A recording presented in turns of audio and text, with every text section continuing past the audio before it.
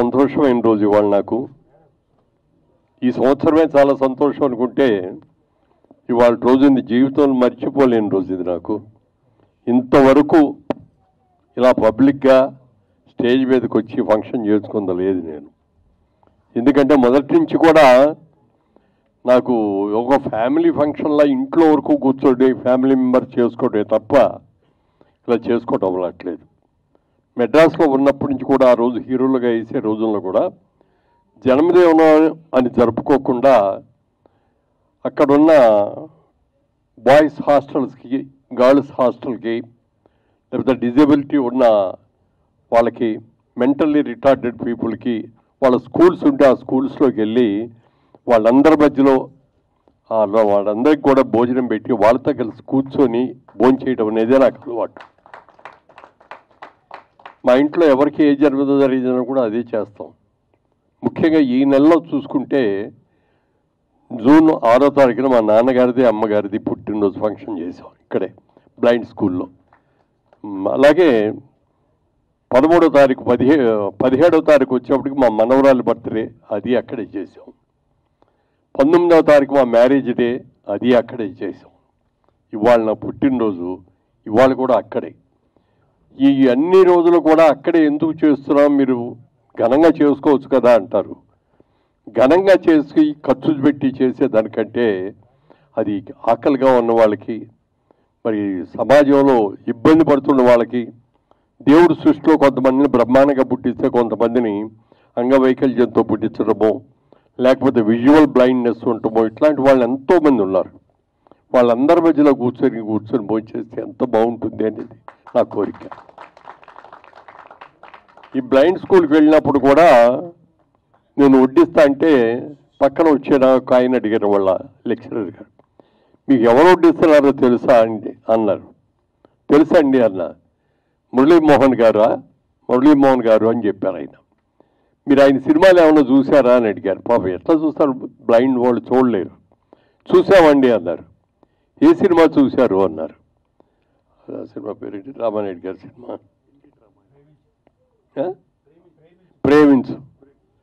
ప్రేమించు సినిమాలో చూసామండి అన్నారు. ఆ సినిమా రిలీజ్ అయిపోయే ముందు రామానాయుడు గారు బ్లైండ్ స్కూల్లో ఉన్న పిల్లలందరూ కూర్చొని ప్రివ్యూ షో వేశారు. ఆ సినిమా చూసి వచ్చిన తర్వాత బయటకు వచ్చిన తర్వాత వాళ్ళందరూ కూడా కళ్ళు దృష్టి లేని వాళ్ళు కూడా కళ్ళెమంట నీళ్లు పెట్టుకుంటూ బయటకు వచ్చి అందరినీ అభినందించడంతో పాటు నా దగ్గరకు వచ్చి నన్ను అందులో ఆ బ్లైండ్ గర్ల్ ఫాదర్ క్యారెక్టర్ నేను వేశాను.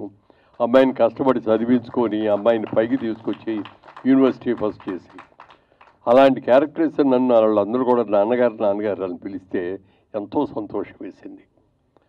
ఆ సినిమాకి నాకు Andhra Pradesh Nandi అవార్డ్స్లో best character actor award వచ్చింది.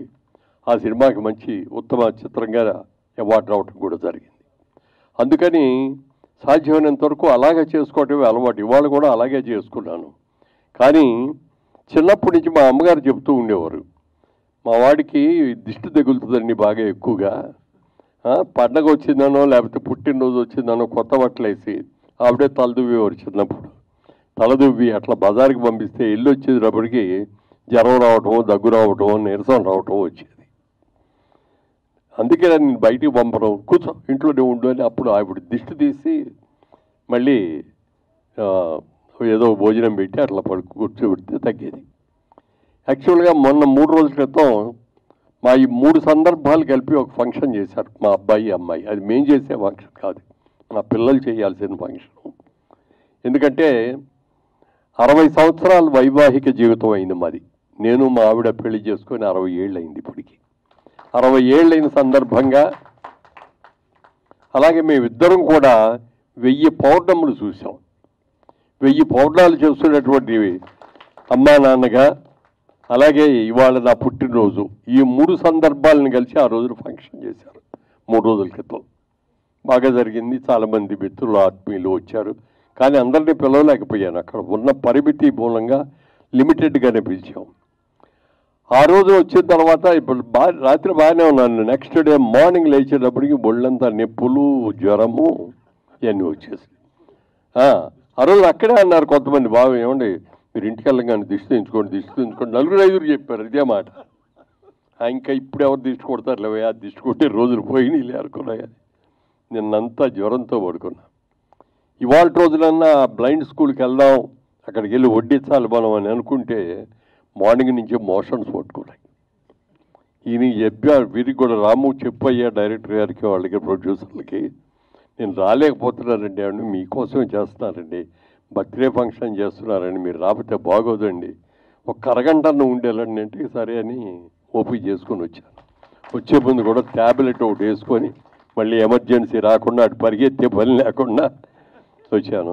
ఇవన్నీ ఎందుకు చెప్తున్నానంటే ప్రజలకి నా మీద ఉన్న ప్రేమే. దిష్టి అనేది ఎవరికి పడితే అడిగి దిష్టి తగలదండి. ఓ ప్రేమించిన వాడికి, ఓ మంచివాడికి, మన ఆత్మీయుడిగా అనుకున్న వాళ్ళే దిష్టి తగులుతుంది. సరే, కొంతమంది దిష్టితో కళ్ళతో చూసే వాళ్ళు ఉంటారు, నల్లరాయి కూడా పగిలిపోతుంది అంటారు దిష్టికి. అలా నల్లరాయిని కాపోకపోయినా మరి ఈ విధంగా మళ్ళీ ఆరోగ్యంగా మీ ముందు చూడటం అనేది నాకు చాలా సంతోషంగా ఉంది. ఇవాళ జరుగుతున్న ఇంతవరకు సినిమా ఇండస్ట్రీలో 350 సినిమాలు చేశాను. ఎప్పుడు ఇలా వేదిక మీద నా బొమ్మ వేసి ఇలా జరగడం ఇదే ఫస్ట్ టైం. నేను చెప్తున్నానండి, ఈరోజే ఫస్ట్ టైం, ఎప్పుడు జరగల ఇట్లా. అలాంటి చిన్న నిర్మాతలైనా చాలా ప్రేమతో అభిమానంతో ఇది చేసినందుకు మనస్ఫూర్తిగా వారిని అందరినీ కూడా అభినందిస్తున్నాను. ఇలాంటి అవకాశం నాకు ఇచ్చినందుకు చాలా చాలా సంతోషం. ఇక మా రేలంగి నరసింహారావు గారు ఇందాక చెప్పారు, ఆయన చందమా హీరో ఆయనేనండి, ఆయనతోనే ఆయన చూపించు, ఆయన నాతో హీరోగా చేసిన పుణ్యమో ఏమో తెలియదు కానీ 1000 చందమామలు చూసాం నేను, మా ఆవిడ కూడా. అలాగే రామ్ సత్యనారాయణ గారు, ఆయన నిర్మాతల పట్ల దేవుడు. ఆయన ఎందుకు మాట్లాడుతున్నానంటే ఆయనంతటిగా ఆయన తీసిన సినిమాలే కాకుండా ఎంతోమంది సినిమా తీద్దామని మొదలుపెట్టి మధ్యలో ఆగిపోయిన వాళ్ళందరూ కూడా పిలిచి, మీకు ఎందుకు ఆ సినిమా సగం నేను పూర్తి చేసి నేను రిలీజ్ చేస్తానని చెప్పి ఎంతోమందిని ఆదుకున్న వ్యక్తి. చాలామందికి తెలుసో తెలియదో, ఏంటంటే 100 పైన తీశారు, 115 సినిమాలు తీశారు ఆయన. అంత మంచి నిర్మాత, అంత మంచి వ్యక్తి. చిన్న చిన్న నిర్మాతలు వస్తారు, వాళ్ళకి ఏదైనా ఇబ్బంది పడితే మనం ఆదుకోవాలి అనేటువంటి మంచి మనసున్న వ్యక్తి ఆయన రామ్ సత్యనారాయణ గారు. అలాగే ఇక డొక్కా సీతమ్మ గారి గురించి, మాది వెస్ట్ గోదావరి, ఈస్ట్ గోదావరి రెండే అనుకోండి. పుట్టింది వెస్ట్ గోదావరిలో అయినా నేను పార్లమెంట్ సబ్జెక్ట్గా చేసింది ఈస్ట్ గోదావరి, రాజమండ్రి నుంచి. ఆవిడ కూడా ఆ జిల్లాకి సంబంధించిన ఆవిడ. ఎంతోమంది ఎన్నో రకాలుగా చెప్పారు డొక్కా సీతమ్మ గారి గురించి. కానీ నేను పుట్టేటప్పటికే ఆవిడ చనిపోయినట్టున్నారు, అప్పటికే పోయారు ఆవిడ. కానీ అందరూ చెప్పటం వింటం, ఆ ఆవిడ బుక్ కూడా ప్రింట్ చేస్తే అది చూడటం జరిగింది. లాస్ట్ టైం రాజమండ్రిలో ఉండగా పుష్కరాలు జరిగినాయండి. ఆ పుష్కరాలు కూడా మామూలుగా పుష్కరం అంటే 12 సంవత్సరాలకు ఒకసారి జరుగుద్ది. అలాంటి 12 సంవత్సరాలకు ఒకసారి జరిగేటటువంటి 12లో 144 సంవత్సరాలకు ఒక్కసారి మాత్రం జరిగే మహాపుష్కరం చేశాం మేము ఉండగా. ఆ టైంలో మన డొక్కా సీతమ్మ గారి నాటకం పోటీలు ఆ రోజున నంది నాటకోత్సవాలు చేశాం రాజమండ్రిలో ఘనంగా, చాలా ఘనంగా. దాంట్లో ఆ నాటకానికి ఆల్మోస్ట్ ప్రైజులన్నీ దానికే వచ్చేసి, సీతమ్మ గారికి వచ్చింది, మరి అలాగే హస్బెండ్ వేసిన ఆయనకు వచ్చింది, డైరెక్టర్కి వచ్చింది, స్క్రిప్ట్ రైటర్కి వచ్చింది, అన్నీ వచ్చినాయి.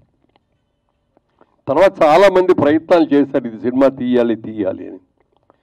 సినిమా తీయాలంటే ఇవాళ సినిమా అనేది కమర్షియల్ సినిమా. ఇందులో ఫైట్లు ఉన్నాయా, ఇందులో కామెడీ ఉందా, ఇందులో ఏమన్నా కళ్ళ నీళ్లు పెట్టేవి ఉంటాయా, ఇట్లా రకరకాలుగా అడుగుతారు. కానీ ఈ సినిమాలో అవేమీ లేవు. లేకపోయినప్పటికీ ఒక అద్భుతమైన వ్యక్తి, అన్నమో రామచంద్ర అనే మాట వినపడకుండా, ఆకలి అనే మాట వినపడకుండా వచ్చిన ప్రతి వ్యక్తికి కూడా అన్నం పెట్టాలి అన్న గొప్ప ఆశగా ఉన్నటువంటి తల్లి అది. మీకు ఏది ఇచ్చినా సంతృప్తి కలగదు. 100 రూపాయలు కావాలని వచ్చా అనుకోండి, 1000 రూపాయలు తీసుకోవయ్యా అని ఇచ్చినా ఆ క్షణం సంతోషిస్తాడు, వెళ్ళిపోతాడు. ఏం 1000 ఇచ్చాడు, 10,000 ఇవ్వచ్చు కదా, ఏంటో బాగా సంపాదించాడు కదా, 1,00,000 రూపాయలు ఇవ్వచ్చు కదా అనుకుంటారే తప్ప చాలండి చాలా థ్యాంక్స్ అని అనరు. ఒక్క అన్నం పెట్టినప్పుడు మాత్రమే, ఆకలితో వెళ్ళి అన్నం పెట్టినప్పుడు మాత్రమే కడుపు నిండా తిని బాబు ఇంకొంచెం వడ్డించుకోండి చాలమ్మా, చాలా అసలు సంతృప్తిగా తిన్నాను తల్లి, చాలు తల్లి, చాలు తల్లి, నేను చల్లగా ఉండాలని దీవించేది ఒక్క అన్నదానం చేసినప్పుడు. అలాంటి గొప్ప వ్యక్తి అన్న ఈవిడ డొక్కా సీతమ్మ గారు. ఆయనకి రాజమండ్రిలో ధవళేశ్వరం పెద్ద ప్రాజెక్ట్ ఉంది, మీకు అందరికి కూడా తెలుసు కదా, ఆనకట్ట. అదే కాటన్ దొరగారని ఆయన ఒక అమెరికన్, ఇంగ్లాండ్ యూకేలో ఉండే ఇంజనీర్. ఆయన అప్పుడు బ్రిటిష్ వారి పరిపాలనలో ఉండటం మూలంగా ఆయన ఇక్కడికి వచ్చినప్పుడు అక్కడ గోదావరి నీరంతా కూడా సముద్రంలో కలిసిపోతుంది, ఇక్కడ ఒక ఆనకట్ట కట్టాలి అని అనుకున్నప్పుడు వాళ్ళు ఆయనను ఇంకో ఆయన కలిసి గుర్రాల మీద ఆ ఏరియా కొండలు గుట్టలు అవన్నీ కూడా తిరిగి ఓ టైంలో గోదావరి నదిలో తుఫాను వస్తుంది, వీళ్ళు ఇరుక్కుపోయారు. ఏం చేయాలో తెలియని పరిస్థితి, బతుకుతారో లేదో తెలియదు, ఆకలి విపరీతంగా వేస్తోంది. అమ్మా సీతమ్మ తల్లి ఆకలిగా ఉంది అని చెప్పి వీళ్ళు గట్టిగా అరిచారట. ఆ అరుపులు ఆవిడికి ఎనపడి అప్పటికప్పుడు వంట చేసి భర్తను పిలిచి అర్జెంటుగా వాళ్ళు గోదావరిలో మునిగిపోయేటట్టున్నారు, చచ్చిపోయేటట్టున్నారు, తీసుకెళ్ళి ఇచ్చిరండి అని చెప్పి ఇచ్చి పంపిన గొప్ప తల్లి. ఆ మరుసటి రోజు వాళ్ళు దగ్గరకు వచ్చారు, ఈవిడ దగ్గరికి వచ్చి, అమ్మా మేమేనమ్మా నిన్ను వచ్చింది, నువ్వు పెట్టబట్టి బతికాము, నిన్ను ఇంత గొప్ప తల్లిని, ఇంతమందికి ఆకలి తీర్చేటటువంటి సీతమ్మ గారి గురించి మా దేశంలో మా చక్రవర్తి గారు, మా రాజుగారు, మా దేవుడు, మా ప్రెసిడెంట్ మిమ్మల్ని రమ్మని పిలిచారండి, ఆహ్వానం ఇచ్చారు, ఆహ్వానం ఇవ్వటం కోసం మేము మీ దగ్గరకు వచ్చామని అని చెప్పింది ఆవిడ. చెప్తే అప్పుడు ఆవిడ, నేను ఎక్కడికి రానయ్యా, నేను దానికోసం వెళ్తే ఇక్కడ ఆకలిగా వచ్చే వాళ్ళందరికీ ఎవరు ఉండి పెడతారు, నేనేమి రానొద్దు అంటే అప్పుడు వాళ్ళు ఆయన అడిగారట, ఒక ఫోటో ఉంటే ఇవ్వమ్మా నాకు. చిన్న ఫోటో తీసుకొని వెళ్ళి అక్కడ పెట్టి ఆయన కూర్చున్న కుర్చీ పక్కన ఫోటోని పెట్టి దండేసి ఇది చేశారట. అది ఆవిడ గొప్పతనం.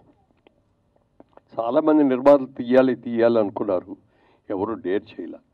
అలాంటిది మా నిర్మాతలు వీళ్ళందరూ, ఆ దర్శకుడు కానీ ఇది చెయ్యాలి, దీంట్లో లాభం ఎంత వస్తుందనేది కాదు, ఇది ఒక కళాఖండం లాంటి సినిమా, ఒక కన్న తల్లి ఆకలిగా వచ్చిన వాళ్ళకి అన్నం పెట్టిన చిత్రం ఇది, ఈ చిత్రం తీయాల్సింది, ఎంత లాభం వచ్చినా నష్టం వచ్చినా అని అనుకోవటం. దానికి అనేక మంది మిత్రులందరూ కూడా చిన్న పెద్ద నేను లేకుండా అనేక మంది సహకరించి వచ్చారు. ఇంతమంది సహకరించింది ఎప్పుడు కూడా సక్సెస్ అవుతుందండి. ఎందుకని చెప్తున్నానంటే, హైదరాబాద్లో తీసిన మొట్టమొదటి సినిమా గురించి మీకు ఎవరికైనా గుర్తుందో లేదో, మా ఇంటి మహాలక్ష్మి అని పి గంగాధరరావు గారు ప్రొడ్యూసరు, జి రామిరెడ్డి గారు డైరెక్టర్. రామిరెడ్డి గారు అందులో గుమ్మడి గారు, జమున్ గారు, ఇంకా హర్నాథ్ గారు, డాక్టర్ ప్రభాకర్ రెడ్డి గారు వీళ్ళందరూ కూడా యాక్ట్ చేశారు. ఆ సినిమా రిలీజ్ చేసినప్పుడు వాళ్ళు ఎవరి దగ్గర కూడా డబ్బులు లేవు. అప్పుడు చివరికి అందరు కలిసి కూర్చొని మనందరం తలా కాస్త వేసుకుందాం, తలా 5,000 వేసుకుందాం, 16-20 మంది ప్రొడ్యూసర్లు, ప్రొడ్యూసర్ అనే పేరు పిలిచి అందరి పేర్లు బాగా చేస్తే బాగోదు అని అప్పుడు ఆ గంగాధరరావు గారి పేరు ప్రొడ్యూసర్ అనేసి ఈయన డైరెక్ట్ చేశారు. ఫస్ట్ సినిమా సారథి స్టూడియోలో తీసిన మొట్టమొదటి తెలుగు సినిమా మా ఇంటి మహాలక్ష్మి. పెద్ద హిట్ అయింది, మంచి ప్రైజులు వచ్చినాయి, మంచి అవార్డులు వచ్చినాయి. అలాగే ఈ సినిమా కూడా మంచి అవార్డు ఖచ్చితంగా రావాలి, వస్తుంది అని నాకు నమ్మకం ఉంది. అయితే ఇంకో చిన్న విషయం ఏంటంటే, వాళ్ళు ఈ సినిమా తీస్తున్నారు, ఇంత పబ్లిసిటీ వచ్చేస్తుందని చెప్పి కొంతమంది ఈ సినిమా రైట్స్ బాయి, ఈ సినిమా కథ బాది. ఇది కథ కాదు, ఇది జీవిత చరిత్ర. 100 సంవత్సరాల పైన చరిత్రకి ఎవరికి రైట్స్ అనేది ఉండదు. ఎవరైనా తీసుకోవచ్చు, కాపీ రైట్ ఉండదు దానికి, ఎవరైనా తీసుకోవచ్చు. ఇవాళ నాకు గాంధీ గారి గురించి సినిమా తీయాలని ఉందనుకోండి, తీసుకోవచ్చు. నేను రామసత్యాన్ గారికి తీయాలంటే ఆయన తీయచ్చు, ఎవరైనా తీయవచ్చు. అందుకని వాళ్ళందరూ మాకు నోటీసులు ఇచ్చారు, ప్రొడ్యూసర్తో పాటు డైరెక్టర్తో పాటు నాకు కూడా నోటీసు వచ్చింది. ఏమిటి అని చూస్తే, ఇది సినిమా మాది, ఈ మేమే చేసాం, ఈ నాటకం మేమే రాసాం, దీని మీద రైట్స్ మాకే ఉన్నాయని. కోర్టుకు కూడా వెళ్ళాల్సిన అవసరం లేదు. కోర్టులో అసలు దాన్ని అడ్మిట్ చేసుకోరనే సంగతి నాకు తెలుసు. అలా చేసి ఎన్నో ఇబ్బందులు పెడుతున్నారు. ఎన్ని ఇబ్బందులు పెట్టినా, ఎందుకంటే అనాయాసంగా అన్నం తిరిగి తినేసి ఆహా అనుకునేదానికంటే కూడా ఆకలి ఇష్టప్పుడు అన్నం తింటేనే దాని గురించి అరుగుదల కూడా. అలాగే ఎన్ని కష్టాలు వచ్చినా మీరు చేస్తున్నారు, గ్యారంటీగా ఇందులో సక్సెస్ అవుతారు. డబ్బులు ఎంత వస్తాయి అనేది నేను చెప్పలేను, గ్యారంటీగా రివార్డు మాత్రం డెఫినెట్గా వస్తుందండి. ఇది చక్కగా తీస్తే స్టేట్ అవార్డే కాదు, నేషనల్ అవార్డు కూడా రావాలని మనస్ఫూర్తిగా కోరుకుంటూ, ఇంత మంచి విజయం ఇంతమంది చిన్న చిన్న నిర్మాతలందరూ కూడా సహకరించి చేస్తున్నందుకు అందరినీ కూడా మనస్ఫూర్తిగా అభినందిస్తూ సెలవు తీసుకున్నాను. Thank you.